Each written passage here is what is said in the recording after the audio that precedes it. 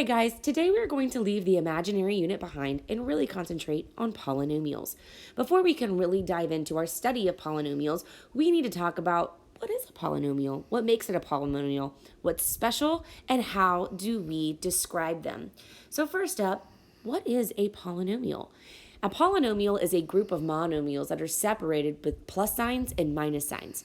Monomials are a combination of integers, variables, and exponents. Now, there are some things that polynomials are never, ever allowed to have. Now, these things will probably make you happy because when we learn these things later, they tend to make things a little bit complicated. First thing, no variables are allowed in denominators or exponents.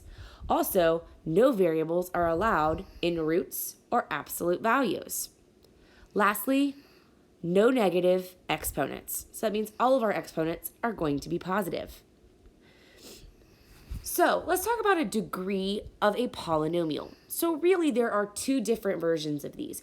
We could have a degree of a monomial or a degree of a polynomial. A monomial, we are going to add all of the exponents together. For a polynomial, we are going to look at the biggest exponent that is in the problem. When we're in standard form, meaning that the exponents go in descending order, the degree should be the very, very first one.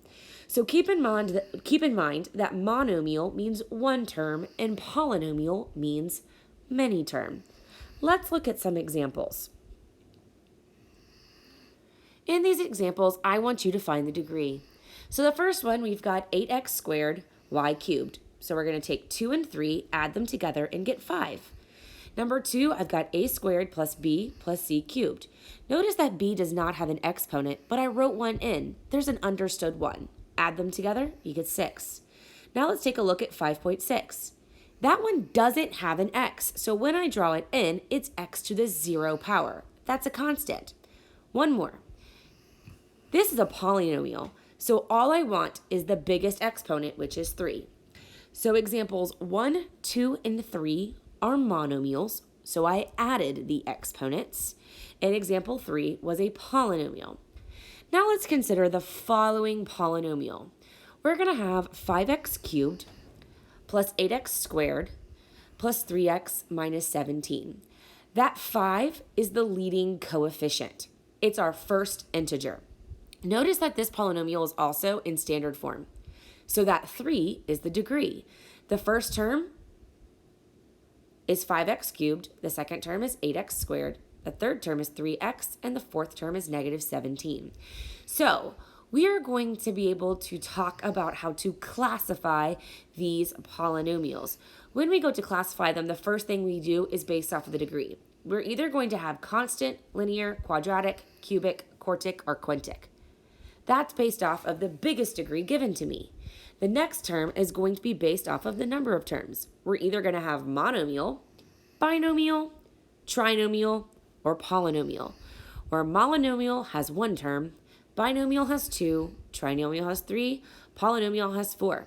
So this problem is a cubic polynomial because the highest power is 3 and there are 4 terms. So as these terms go, we have a cubic, quadratic, linear, and constant. Let's take a look at a couple examples. In these examples, I want you to add or subtract. When you add or subtract polynomials, you're really just combining like terms. Make sure they are in standard form and then classify based off degree and number of terms. So for our first example, we're going to have 2x cubed plus 9 minus x plus 5x cubed plus 4 plus 7x plus x cubed. So the biggest exponent I have in this entire problem is x cubed. So I'm going to take 2, 5, and 1 and add them together to get 8x cubed. I don't have any x squared, so now I'm going to look at x. When I combine those, I get 6x.